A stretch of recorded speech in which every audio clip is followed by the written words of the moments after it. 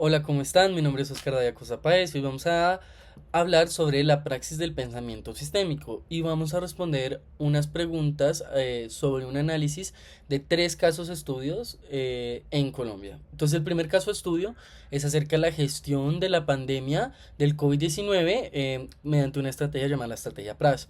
La pregunta que nos planteamos es la siguiente: ¿qué modelo mental de los tomadores de decisiones creemos o se cree que influyó en el diseño de la estrategia lineal para un problema no lineal? Entonces, durante la pandemia, el gobierno colombiano aplicó la estrategia PRAS: pruebas, rastreo y aislamiento selectivo. La idea era muy simple: si se detectaban los contagios a tiempo y se aislaban los casos positivos, la cadena del virus se cortaría. En teoría, eso formaba un bucle de equilibrio: más contagios activaban más pruebas y así más aislamientos. Y esto se repetía y se repetía.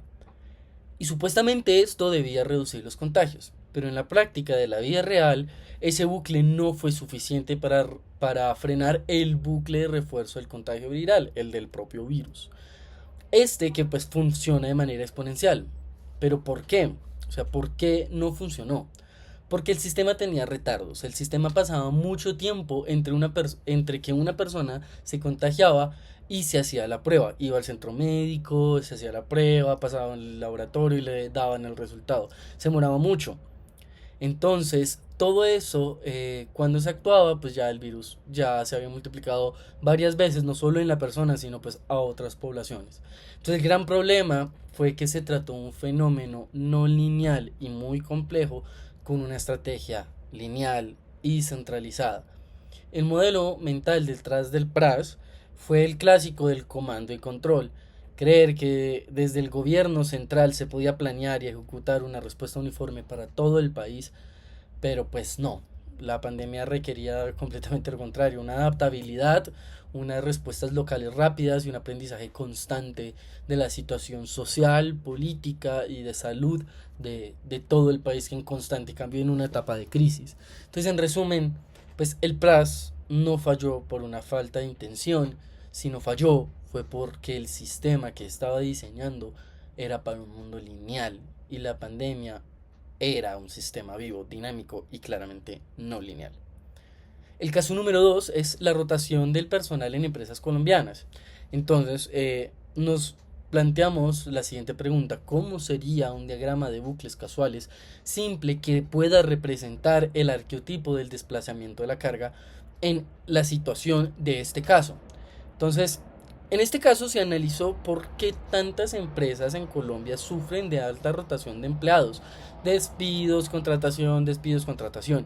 Y el patrón se encontró fue que en el arqueotipo sistémico llamado desplazamiento de la carga. Cuando una empresa pierde trabajadores, la respuesta natural es asignar esa carga a otros trabajadores y ponerlos a trabajar horas extra, o simplemente contratar y contratar y contratar lo más rápido posible. Y esta es una solución paliativa, una solución sintomática. Alivia el problema temporalmente, pero no ataca realmente la causa raíz, la causa real. Entonces, pues con el tiempo esta práctica sí puede generar soluciones, pero a largo plazo genera un efecto secundario adictivo.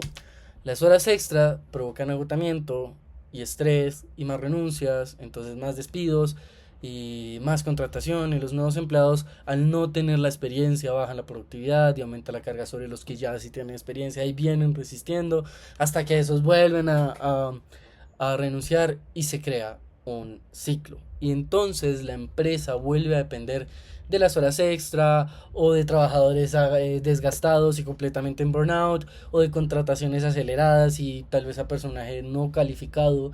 eh, y así se crea nuevamente, los digo, un bucle de refuerzo que alimenta la rotación que se quería frenar. Entonces, es una solución muy falta de esa adaptabilidad como en el caso anterior. Y es que realmente, en cambio, la solución fundamental está en mejorar las condiciones laborales para los presentes. capacitar el personal que va a ingresar, equilibrar las cargas de trabajo y fortalecer el liderazgo de los empleados que ya tengan cierto dominio y experticia y sobre todo pues claramente un liderazgo innato. Pero pues esto requiere más tiempo, más esfuerzo y sobre todo más dedicación y bueno, más actitud. Y muchas empresas se quedan atrapadas en el ciclo corte del parche temporal, de ponemos uno sobre otro, contratación sobre contratación y empleados gastados sobre empleados gastados y así no funciona. Y por último, tenemos nuestro caso 3 que es una tragedia de los comunes sobre la gestión de los recursos naturales. Entonces este tercer y último caso se centra en cómo Colombia maneja sus recursos naturales, como el agua, los bosques o la pesca. Y aquí aparece un arqueotipo clásico, la tragedia de los comunes. ¿Qué es esto? A ver, el problema es que desde la lógica individual, cada persona o empresa actúa racionalmente. Si uso más agua, produzco más, si talo más árboles, gano más. Si mato más animales, tengo más pieles, hago más abrigos, gano más dinero. Y esto es un pensamiento individualista, aunque sea racional directo. Pero bueno, cuando todo el mundo piensa igual, cuando todo el mundo piensa individual, cuando todo el mundo piensa por el beneficio nada más, los recursos se agotan, el agua se acaba, los árboles ya no hay más árboles que talar, ya no hay más animales que matar para las pieles, etc, etc, etc. Y en ese caso, todos terminamos perdiendo. Es una paradoja realmente entre el beneficio individual y el daño colectivo. Entonces, en este informe nos encontramos algo clave, a mi parecer, y es lo siguiente. La solución no está en apelar a la conciencia de cada uno, sino en rediseñar la estructura de gobernanza del sistema. O sea, en otras palabras, cambiar las reglas del juego para que cuidar el recurso, cuidar el planeta, cuidar lo que nos rodea y por ende cuidar el común sea lo más conveniente para todos, lo más eficiente para todos, lo óptimo para absolutamente todos, no solo para un individuo. Por ejemplo, establecer cuotas o derechos de uso negociados colectivamente con seguimiento y sanciones justas, así como el beneficio individual depende del cumplimiento colectivo, y crear sistemas de información transparentes sobre la salud del recurso, como plataformas públicas que muestren los niveles del agua, los niveles del consumo actuales, de deforestación, de contaminación, de fauna, de hábitat, y apelar tal vez un poco a la conciencia. Esto reduce los retardos y esa sensación de no sé qué está pasando, entonces me beneficio de la ignorancia y permite actuar antes del colapso. Entonces, en resumen, la tragedia de los comunes no se soluciona con buena voluntad, sino con instituciones inteligentes, incentivos bien diseñados y una gobernanza que premie el comportamiento sostenible colectivo. Gracias.